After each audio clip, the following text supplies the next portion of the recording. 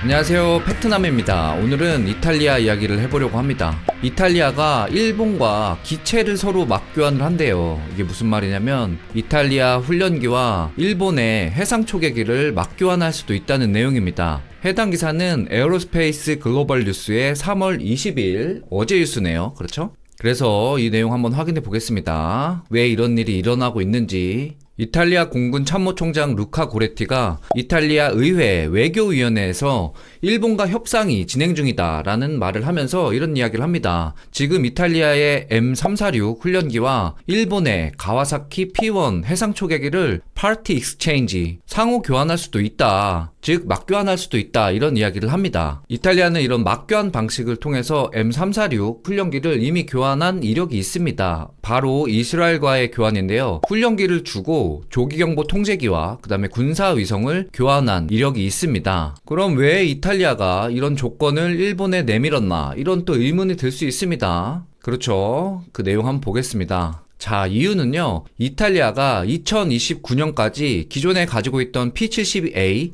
해상 초계기를 시급하게 대체해야 되는 과제를 안고 있습니다. 이유는요, 이탈리아의 불법 이민자들이 늘어나고 있고 이를 통해서 또 밀수, 이런 단속을 해야 되고 배타적 경제 수역의 감시 임무가 상당히 요구되는 시점이라고 합니다. 그리고 추가로 현재 가지고 있는 P-72A 모델이 대잠전 능력이 부족하다는 평가입니다. 원래 2017년까지는 이탈리아가 브레게 1150 아틀란틱 초계기를 운영을 했었거든요. 그런데 이때 이 초계기가 퇴역을 하고 나서요, 이후로 고정익 대잠 초계 능력이 상실되었다는 평가가 이어지고 있습니다. 그리고 최근 우러 전쟁을 통해서 지중해에 지금 잠수함 위협이 커지고 있습니다. 그래서 이런 잠수함 위협에 대응하기 위해서 해양 전투로 초점이 맞춰진 대잠 능력을 강화한 해상 초계기가 필요하다는 이유입니다. 그래서 이 초계기를 교체하기 위해서 이야기는 꾸준히 나왔습니다. 어떤 안들이 나왔었냐면, 현재 대한민국이 운용하고 있는 P8A 포세이돈이 있었고요.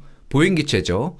그리고 일본의 가와사키 P1, 오늘 말씀드리는 그 기체입니다. 그리고 이탈리아 본인들이 개발 중인 레오나르도의 C-27J 대잠 능력을 강화한 이런 기체들이 거론이 되고 또 검토가 되었는데요. 그러나 레오나르도가 준비하고 있는 C-27J 같은 경우는 아직 생산 단계가 아니고 탑재량이나 항속거리 측면에서 이탈리아의 요구 조건을 충족하지 못한다는 이런 이야기가 있습니다. 그래서 이 C-27J 같은 경우는 쉬운 선택이 되지 않을 거다라는 평가가 또 있습니다. 그럼 남은 기체 뭐죠? 예, 맞습니다. 보잉의 포세이돈이 있을 거고요. 그리고 가와사키의 P1, 이렇게 두 개가 남은 겁니다. 그럼 반대로 일본도 지금 훈련기가 시급할까? 예, 맞습니다. 뭐 다들 알고 계시죠? 여러 번 이야기했었죠, 우리. 자, 일본도 노후한 가와사키 T4 교체가 지금 시급한 상황입니다. 그래서 작년에 기시다 총리가 미국을 방문해서 그 조 바이든 전 미국 대통령과 T4 후속 워킹그룹을 만들었어요. 그래서 막 이때 막 우리 밀떡들이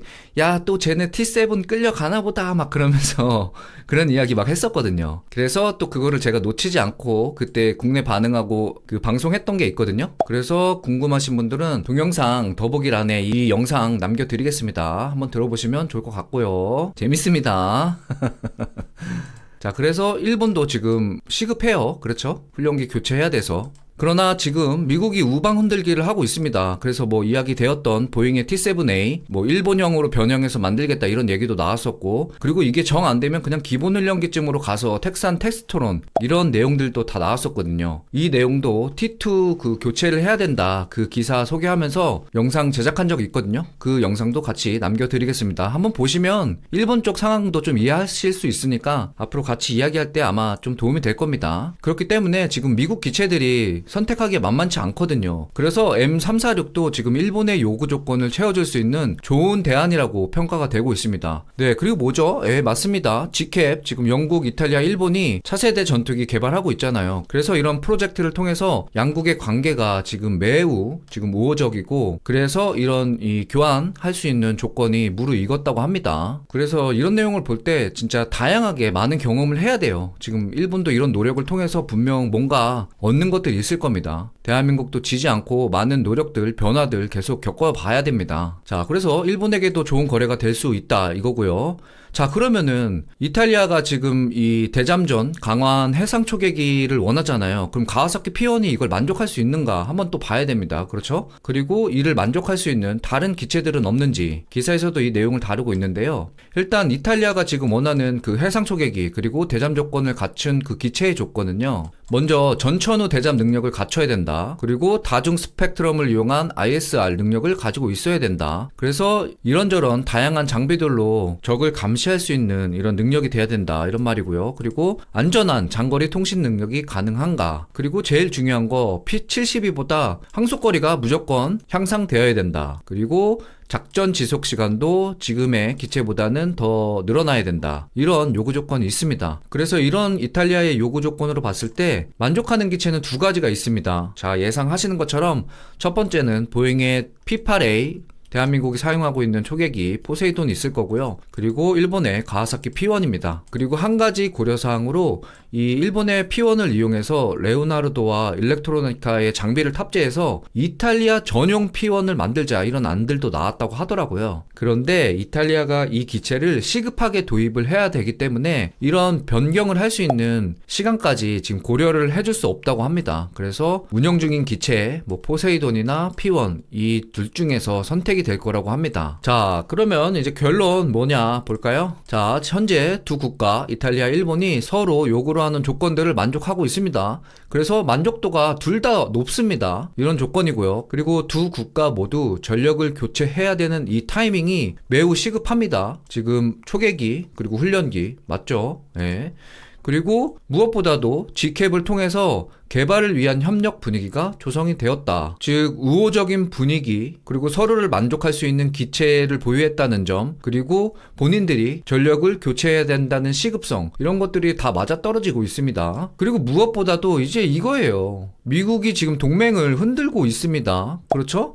그렇기 때문에 이제 서로 생각했던 뭐 이탈리아의 입장에서는 지금 보잉의 포세이돈이 있을 거고 일본의 입장에서는 뭐 T7A를 사용한 프롤리퍼레이션 그러니까 뭐 베리언트 이런 게 있었을 거고 정 안 되면 T2를 이제 대용하는 방식으로 텍스토론의 기체 이런 거를 선택하려고 했잖아요. 근데 이게 지금 안 된다는 겁니다. 왜? 미국이 동맹들을 흔들고 뭐하러 이거를 사? 안 그래도 지금 미국의 그런 방산 장비에 대해서 의존하는 의존도를 낮추려고 하는데요.